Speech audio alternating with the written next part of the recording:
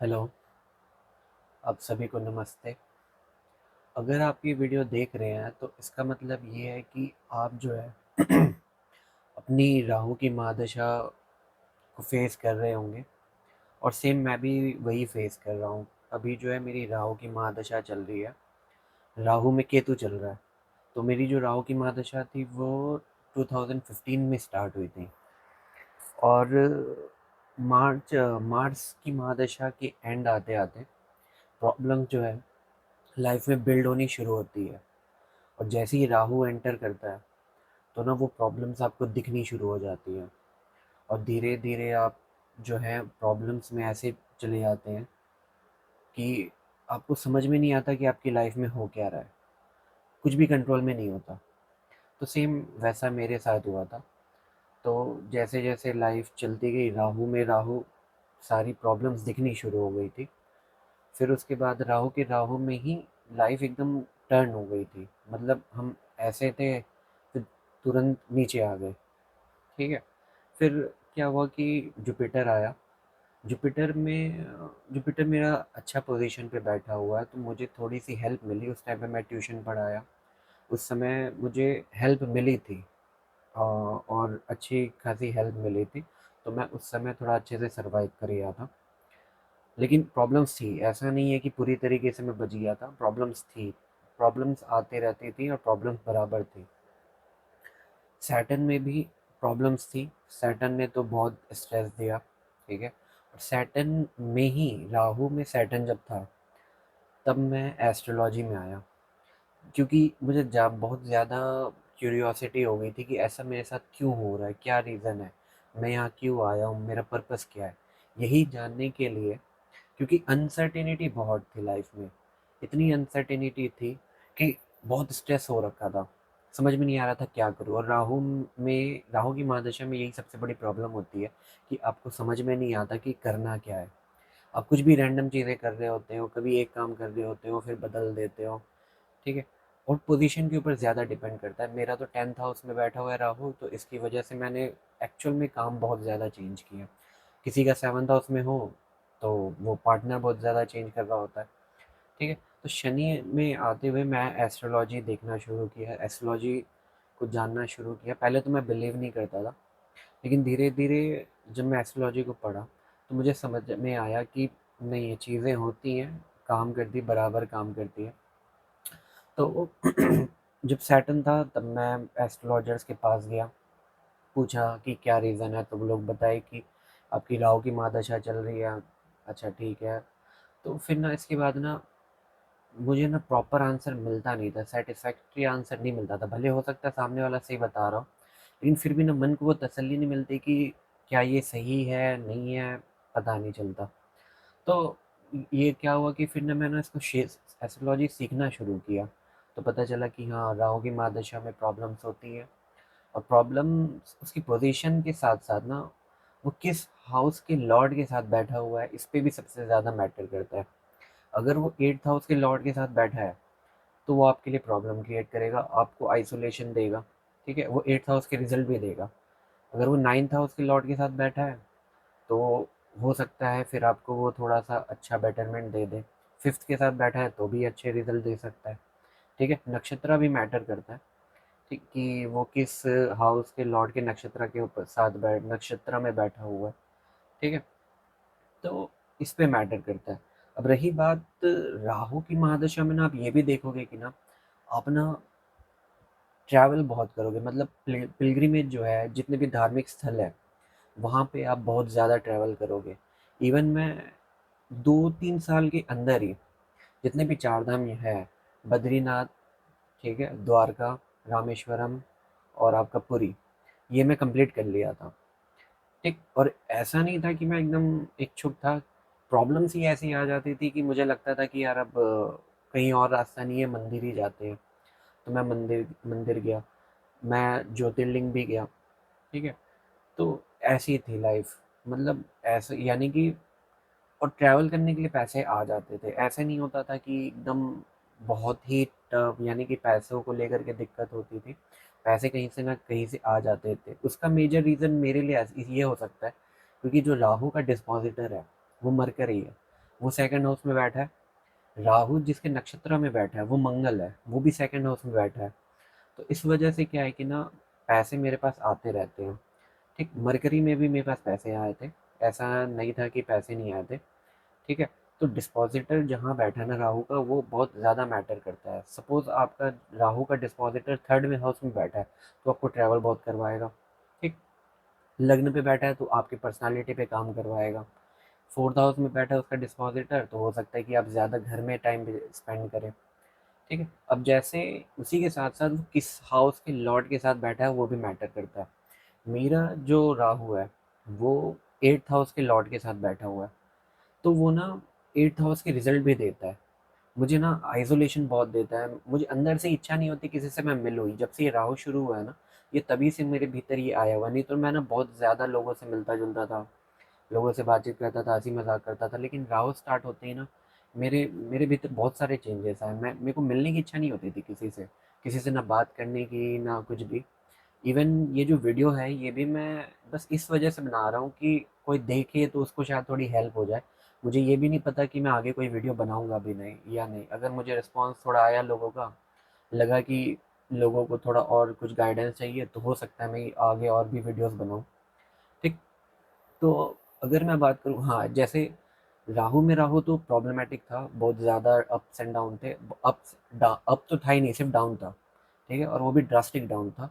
Jupiter में थोड़ा सा मुझे फाइनेंशियल हो जैसा भी हो थोड़ा सा हेल्प मिला था। और जुपिटर में मैं स्पिरिचुअल भी बहुत हुआ था। उसमें मैं गीता को भी थोड़ा बहुत जाना, गीता में जो कर्म योग होते हैं उसके बारे में जाना। ठीक है, भगवान श्री कृष्ण से बहुत जुड़ा मैं ना बिल्कुल भी धर्म भगवान में बिलीव नहीं करता था। लेकिन ना जुपिटर में ना मैं ना बहुत ज़्यादा मंदिर जाने लगा। ठीक है, बहुत ज़्यादा भजन सुनता था, मंत्र सुनता था, और मिलता था, सेटिस्फेक्शन मिलता था। सैटर्न में मुझे ट्रैवल बहुत करने को मिला, मैं बहुत ट्रैवल किया सैटर्न में। वो थर्ड हाउस में बैठा है, तो ऑब्वियस सी बात है वो ट्रैवल देगा, थर्ड हाउस एक्टिव करेगा और मुझे ट्रैवल देगा। इवन मैं फॉरेन भी गया था सैटर्न की अंतरदशा में। जब मरकरी आया, अब ये यहाँ पे ना लोगों को लगेगा कि ना मरकरी में ना जो अंतरदशा होता है मरकरी का राहु में, लोग सोचते हैं कि नहीं ये बहुत अच्छा जाता है। ठीक है, अच्छा जाता है, लेकिन ना यहाँ पे दिक्कत क्या है पता है? मेरा जो मरकरी है ना वो ना मून के नक्षत्र में बैठा हुआ था, और मून जो है वो एट्थ हाउस का लॉर्ड है। तो ना उसने मुझे बिल्कुल भी कुछ करने नहीं दिया। पैसे आ रहे थे, वो सेकंड हाउस में बैठा तो सेकंड हाउस का तो रिजल्ट दिया, बट ना मुझे कुछ करने का मौका नहीं दिया। मैं इसमें बिजनेस, कपड़ों के बिजनेस भी स्टार्ट किया, बट कुछ नहीं हो पाया। ठीक है, और भी दो चार काम, इवन मैं क्रिप्टो माइनिंग स्टार्ट किया था, उसमें भी कुछ नहीं हो पाया। मतलब पैसे आते थे और वो लगते थे और वो समझ लो कि डूब ही गए, ऐसा वाला हिसाब था।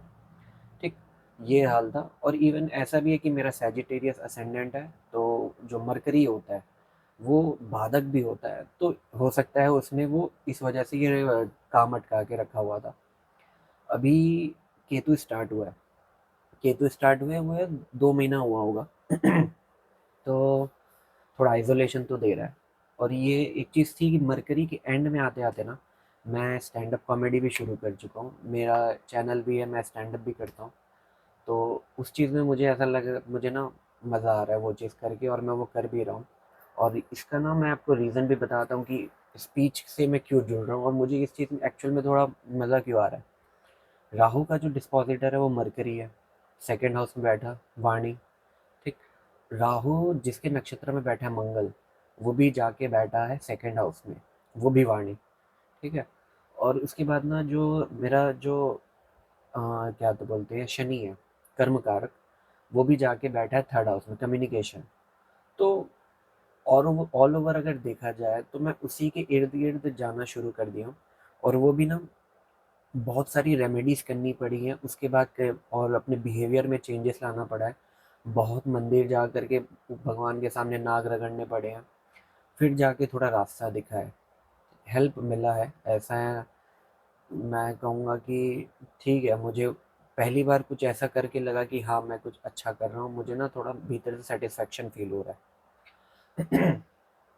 अब अगर मैं बात करूँ,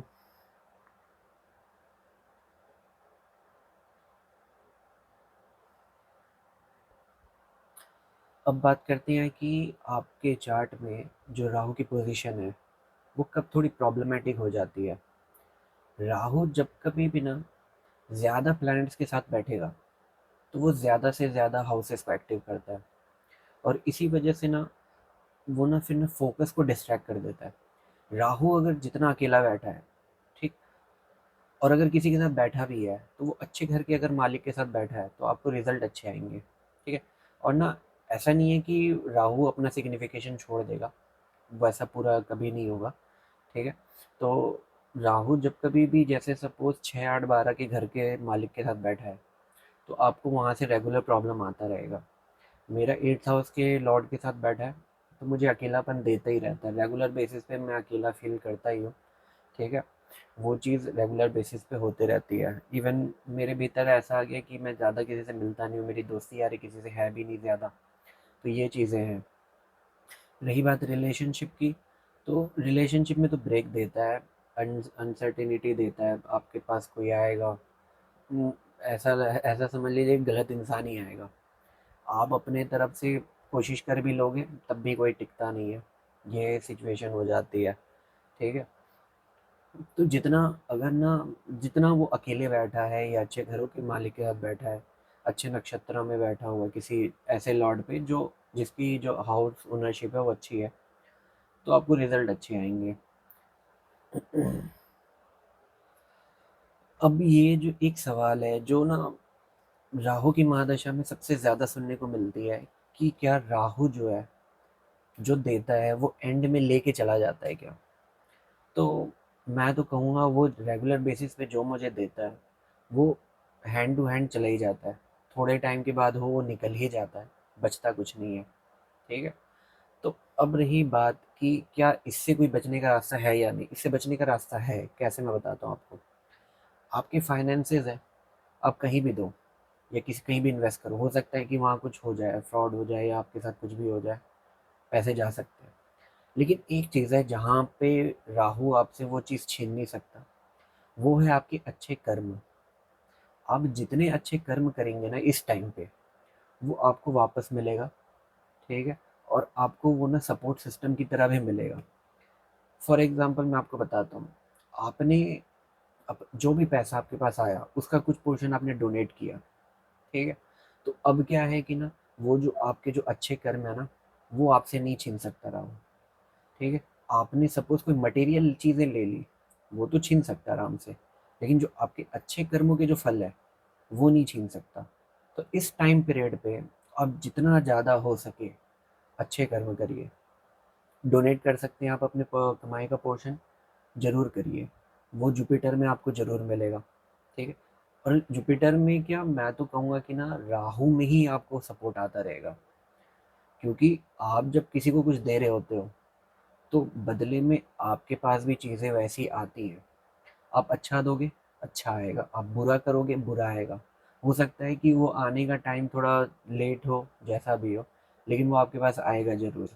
तो इस चीज़ का हमेशा ध्यान रखिए कि राहु की पीरियड में अच्छे कर्म कंटिन्यूअसली करने हैं।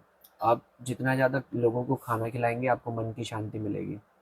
ये चीज़ मैं फ़ील किया हूँ कि अगर आपको राहु की पीरियड में मानसिक शांति नहीं है, और होता भी है, ऐसा बहुत ज़्यादा होता है कि आपको मेंटल पीस नहीं मिल रहा होता राहु की महादशा में, तो सबसे बेस्ट रेमेडी है आप लोगों को खाना खिलाइए।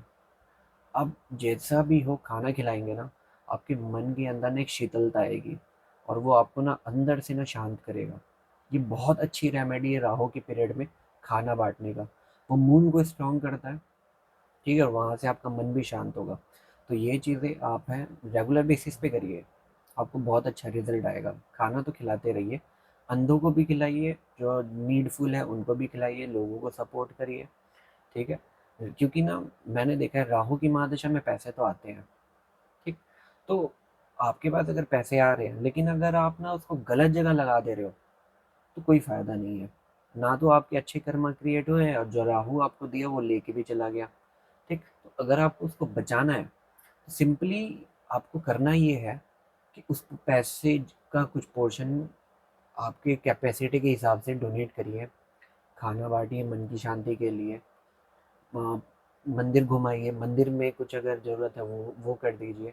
जुपिटर अच्छा होगा, वहाँ से भी आपको सपोर्ट मिलेगा।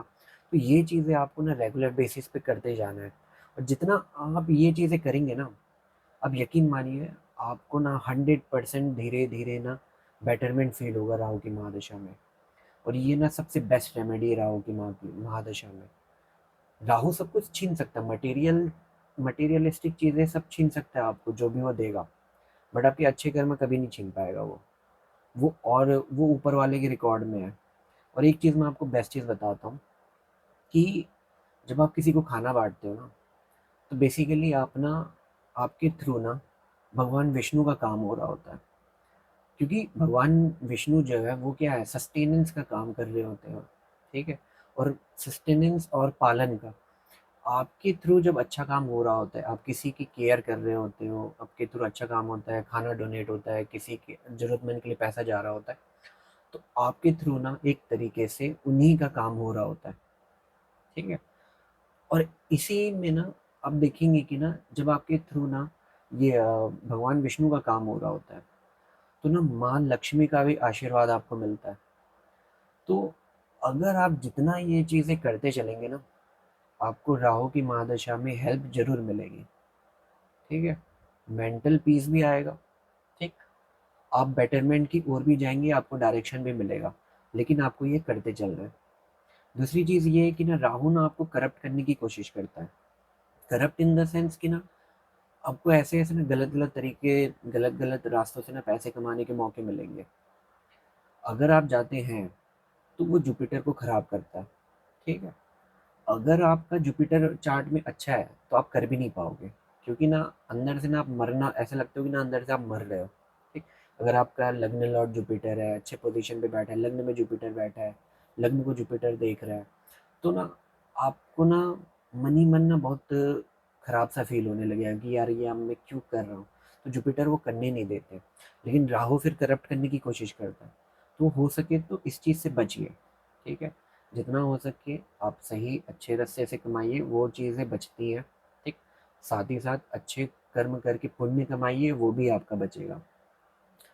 तो अब बात करते हैं कि राहु की महादशा में आप जो है क्या रेमेडी कर सकते हैं, ठीक है। तो मैं तो कुछ तो आपको ऑलरेडी बता चुका कि आप खाना डोनेट करिए मन की शांति के लिए, आपको अच्छा फील होगा। दूसरी चीज़ जो है, आप मंदिर जाइए, रेगुलर बेसिस पे आप जो है ना मंदिर जाइए। मंदिर जाएंगे तो क्या है कि ना जुपिटर आपका बेटर होगा, और जुपिटर आपका बेटर होते ही ना आपको गाइडेंस भी मिलनी शुरू हो जाएंगी, ठीक है। भले कोई इन पर्सन कोई आके आपको गाइडेंस दे या ना दे, ठीक, लेकिन ना आप ना भीतर से ही ना नॉलेजेबल होते जाएंगे। आप खुद ही ना अपने गुरु बनते जाएंगे कि मुझे ये चीज़ें नहीं करनी है, मुझे ये चीज़ें करनी है। तो उसका जो सेंस, वो जो सेंस है वो आपका डेवलप होना शुरू हो जाएगा। आप रेगुलर बेसिस पे मंदिर जाइए, ठीक। सोमवार को अगर पॉसिबल हो उपवास रखिए। उपवास रखने के साथ क्या करिए, सुबह मंदिर जाइए, शिवलिंग का अभिषेक कीजिए, जल चढ़ाइए उस पे या दूध चढ़ाइए। फिर शाम को वापस मंदिर जा कर के अपना उपवास तोड़ दीजिए, ठीक है। देखिएगा ना बहुत बेटर फील होगा आपको। ये चीज़ आप गुरुवार को भी कर सकते हो, अगर आपको गाइडेंस नहीं मिल रही है, आपको समझ नहीं आ रहा मुझे करना क्या है, तो ये सेम चीज़ आप गुरुवार को कर सकते हो। मंडे को करोगे तो आपको मन की शांति मिलेगी। तो ये चीज़ें ट्राई करिए, ये बहुत अच्छा रेमेडी है। प्लस आप क्या करिए, रेगुलर बेसिस पे ना पिलग्रिमेज जितने भी हैं, यानी कि जितने भी धार्मिक स्थल है, वो ट्रैव जाते रहिए। आप जाएंगे भी, क्योंकि वो राहु इतना परेशान करेगा आपको कि आप बोलो, आपको कहीं रास्ता नहीं दिखेगा तो ऊपर वाले ही आपको याद आएगा, तो आप जाओगे, ठीक है। लेकिन अगर आप एक हैबिट बना लेते हो कि 6-6 महीने के बीच में मैं किसी धार्मिक स्थल होके आऊँ, तो बहुत अच्छा है, आपको हेल्प मिलेगा। और ना सबसे बड़ी बात ये है कि ना राहु की महादशा में ना एक फियर होता है कि कुछ खराब हो जाएगा, कुछ खराब हो जाएगा, कुछ खराब हो जाएगा, अभी कुछ खराब हो जाएगा। उससे बचने के लिए ना सबसे बेस्ट है माँ काली या फिर ना भैरव जी की पूजा करिए आप। उनके मंत्रों का जाप करिए, ठीक है, उनका नाम लीजिए। बहुत अच्छा आपको स्ट्रेंथ मिलता है। स्ट्रेंथ अगर आपको चाहिए तो थोड़े उग्र देवता का सहायता सहायता लेना पड़ेगा आपको। माँ काली हो गई, काल भैरव हो गए, नरसिम्ह जी हो गए, तो आप इनकी अगर आराधना करेंगे तो आपके भीतर का जो फ़ियर है, हनुमान जी भी है, तो आपके मन का जो फ़ियर है वो धीरे-धीरे कम होना शुरू होगा। आपको स्ट्रेंथ मिलेगा, मन को बल मिलेगा। तो ये चीज़ें आप अगर रेगुलर बेसिस पे करते हैं तो आपको बहुत हेल्प फ़ील होगा। और इवन जो है ना, मैं ये चीज़ें करता भी हूँ तो मुझे ना बहुत हेल्प मिलती भी है। और ना मेरे अंदर ये सेंस आ भी जाता है कि ये चीज़ें मुझे नहीं करनी है और क्या चीज़ें मुझे करनी है। तो वो मैं चीज़ ट्राई कर रहा होता हूँ। और ये वीडियो मैं इसलिए बना रहा हूँ कि आपको थोड़ा गाइडेंस दे सकूँ। मुझे लगा कि ये चीज़ें जो हैं लोगों तक पहुँचनी चाहिए। ठीक है? अगर आपको ये अच्छा लगा वीडियो तो आप इसको लाइक करिए, कमेंट करिए। अगर इस वीडियो में कुछ कमी है तो वो भी मुझे बताइए, मैं उस पे वर्क करूँगा। अगर आपका रिस्पॉन्स, अगर आपको और गाइडेंस की ज़रूरत है तो मैं और वीडियो बनाऊँगा। ठीक है, थैंक यू।